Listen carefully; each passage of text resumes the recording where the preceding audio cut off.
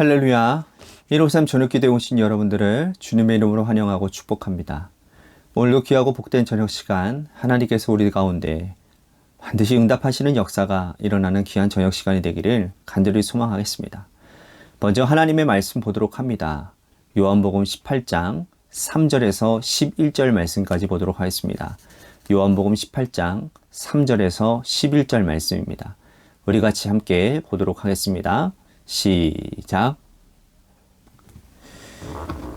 유다가 군대와 대제사장들과 바리새인들에게서 얻은 아랫사람들을 데리고 등과 횃불과 무기를 가지고 그리로 오는지라. 예수께서 그 당한 일을 다 아시고 나아가 이르시되 너희가 누구를 찾느냐? 대답하되 나사렛 예수라 하거늘 이르시되 내가 그니라 하시니라. 그를 파는 유다도 그들과 함께 섰더라. 예수께서 그들에게 내가 그니라 하실 때에 그들이 물러가서 땅에 엎드려지는지라. 이에 다시 누구를 찾느냐라고 물으신데 그들이 말하되 나사렛 예수라 하거늘 예수께서 대답하시되 너희에게 내가 그니라 하였으니 나를 찾거든 이 사람들이 가는 것은 용납하라 하시니 이는 아버지께서 내게 주신 자 중에서 하나도 잃지 아니하였사옵나이다 하신 말씀을 응하게 하려 함이니라. 이에 시몬 베드로가 칼을 가졌는데 그것을 빼어 대제사장의 종을 쳐서 오른쪽 귀를 베어버리니 그 종의 이름은 말고라. 예수께서 베드로더러 이르시되 칼을 칼집에 꽂으라. 예수께서 주신 잔을 내가 마시지 아니하겠느냐 하시니라. 아멘. 인류 문명의 발달 과정을 자세히 살펴보면요, 이 무기가 발전해 나가는 과정과 궤적을 같이 합니다. 아주 오래전 사람들은요, 돌도끼를 만들어서 사용했습니다. 그것으로 수렵도 하고 전쟁도 했지요. 또 그 후대 사람들은 이 돌을 날카롭게 갈아서 무기로 만들었습니다. 그래서 부족 간의 전쟁도 하고 사냥도 했어요. 또 시간이 흘러서 이제는 돌이 아니라 금속을 이용해서 청동기라든지 또 철기 시대를 통해서 이 청동기와 철기를 가지고 무기를 만들었습니다. 이 시간의 흐름에 따라 무기는 고도화가 되었고 또 그런 무기는 수많은 사람들을 살상했지요.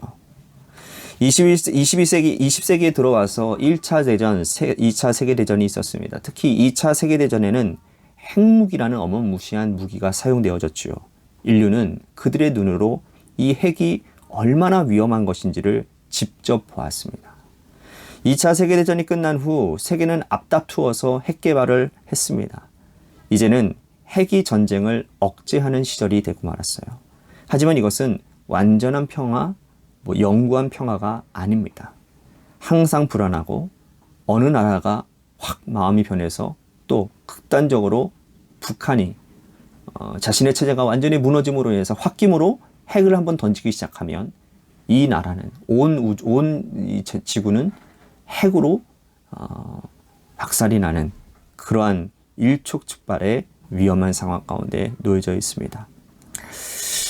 사람들은 자신을 지킨다라는 명분으로 무기를 만들었지만 결국은 자신도 죽게 되는 이러한 결과를 만들어내었다는 거죠. 오늘 말씀은 오직 세상을 이기는 능력은 진리의 말씀뿐임을 선포하고 있습니다. 오늘 말씀 배경은 여러분들이 너무나도 잘 아시는 것처럼 예수님께서 체포당하시는 날 저녁에 일어난 일이에요. 예수님과 제자가 계신 곳으로 가룟 유다가 사람들을 끌고 찾아오죠. 그리고 가룟 유다는 등과 횃불과 무기를 가지고 예수님을 체포하러 옵니다. 가룟 유다가 가지고 온 것은 무기였어요. 슬프고 안타까운 일이 아닐 수 없습니다. 예수님의 제자로 3년 동안 예수님을 모시고 같이 다녔던 이 유다가 예수님을 잡으려고 무기를 들고 왔다는 거예요. 유다는 왜 무기를 가지고 왔을까요? 유다는 예수님의 능력을 잘 알고 있었기 때문입니다. 예수님께서 어떤 능력을 바라실지 모르는 일이었기 때문에 유다는 예수님을 반드시 체포하고 말겠다라는 일념으로 무기를 가지고 많은 사람들을 선동해서 데리고 온 것이죠. 그런데 의외의 사건이 벌어지는데 예수님과 제자들은 유다와 그의 일행에 의해 둘러싸여지게 됩니다. 그때 베드로가 칼을 빼어들어 휘둡니다. 그래서 대제사장의 종의 귀를 베어버리는 사건이 일어나요. 그런데 베드로는 왜 칼을 가지고 있었을까요? 그가 원래부터 칼을 가지고 다닌 것은 아니었습니다. 베드로는 예수님의 말씀을 듣고 불안했어요. 예수님께서 체포당하시고 십자가에 달려 돌아가신다는 사실을 듣고는 베드로 나름대로 주님을 지키기 위해 칼을 준비한 것이죠. 그리고 그 칼을 휘둘렀습니다. 여러분, 누가 이길까요?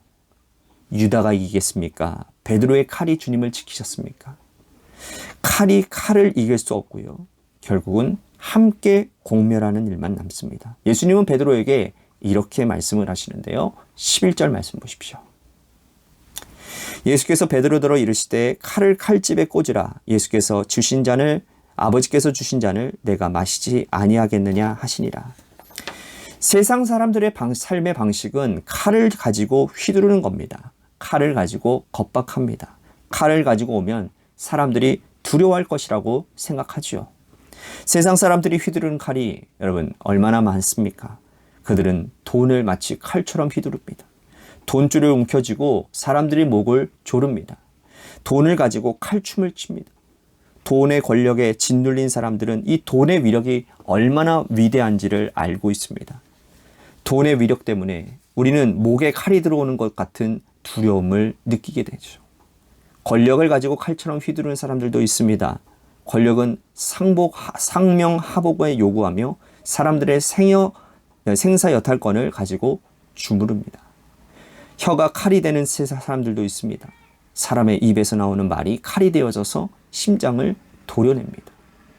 세상은 이렇게 돈과 권력과 혀와 입술로 칼을 삼아 하나님의 백성들을 죽이려고 합니다. 그런데 하나님의 백성들이 똑같이 칼로, 무기로 대항할 수 있겠습니까? 우리가 물질과 권력, 날선 혀를 가지고 믿지 않는 사람들과 다투어 대항하는 것은 아무런 의미가 없습니다. 그렇게 해서는 이길 수도 없고 하나님은 그것을 원하지도 아니하신다라는 거예요. 주님께서 베드로에게 말씀하신 것처럼 칼을 칼집에 꽂으라 말씀하십니다. 우리는 주님께 질문하지 않을 수가 없습니다. 그럼 우리가 무엇으로 싸워야 되는 겁니까? 우리가 저들의 칼로 대항할 수 없다라고 한다면 우리의 무기는 진정 무엇입니까? 라고 우리는 반문할 수 있겠죠.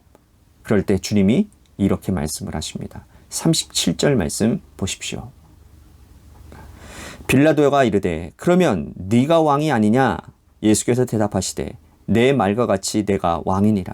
내가 이를 위하여 태어났으며 이를 위하여 세상에 왔나니 곧 진리에 대하여 증언하려 함이로다. 무릇 진리에 속한 자는 내 음성을 듣느니라 하시니라. 주님은 자신을 왕이라고 천명하고 계십니다. 왕된 자는 진리의 말씀을 전하는 분이에요.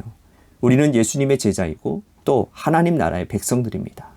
진리를 선포하시는 예수님을 왕으로 모시고 살아가는 백성들이란 말이죠. 그러므로 우리가 가져야 될 무기는 칼이 아니라 진리입니다. 진리예요. 진리의 말씀 가지고 세상을 이겨내고 진리의 말씀 붙들고 악에 대항하여 승리할 수 있는 것입니다.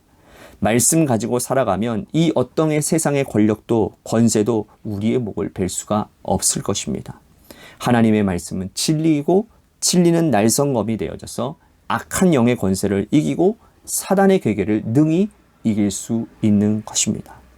바울이 우리에게 그렇게 전하지 않습니까? 성령의 검, 곧 하나님의 말씀을 가지라. 하나님의 말씀은 성령의 검입니다. 성령의 검, 하나님의 말씀을 제쳐두고 세상의 무기로 세상과 싸워야 하겠습니까?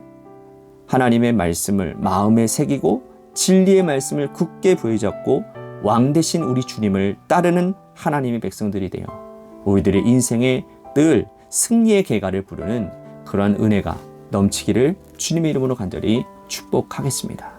오늘 말씀을 생각하면서 우리 같이 기도했으면 좋겠습니다. 하나님, 언제나 주님의 사랑 안에 거하는 자가 되게 하시고 악한 세상을 진리의 말씀으로 이기는 자가 되게 하여 주시옵소서. 오늘 말씀 생각하면서 우리 같이 기도했으면 좋겠습니다. 또 한 가지 우리 같이 기도할 것은 우리 교회를 위해서 기도합니다. 하나님께서 세워주신 몸된 교회가 진리로 바로 서는 교회가 되게 하여 주옵소서. 주님 말씀하시면 내가 나아가고 주님의 말씀하시면 내가 따라가겠나이다. 주님이 뜻하신 그곳에 내가 손과 발이 되어 하나님의 진리를 나타내는 그런 공동체가 되겠습니다. 우리 그런 교회가 되게 해달라고 기도했으면 좋겠습니다. 재개발 가운데 놓여져 있는 주님의 교회를 위해서도 기도해 주시기를 바라고요. 육신의 연약함으로 힘들어하는 사람들 많이 있습니다. 우리 김순환 권사님을 위해서 기도해 주시고, 유근혜 권사님, 또한 조종순 성도님을 위해서, 또한 많은 분들이 몸이 안 좋으십니다. 우리 그분들을 위해서 기도해 주시기를 바라고, 또한 우리 정장미 지사님의 삶에 남은 그런 문제들이 있는데, 그러한 남편의 사업의 문제들이 잘 해결되어질 수 있도록 인도해달라고 기도했으면 좋겠습니다. 또한 우리 고3 수험생인 한유진 학생을 위해서 기도해 주시고요. 마지막 우리 여러분들의 삶의 자리와 여러분들의 자녀들을 위해서 기도하시다가 이 시간 돌아가시기를 바랍니다. 노래 끝날 때까지 우리 같이 합심하여 기도하도록 하겠습니다. 기도하시겠습니다.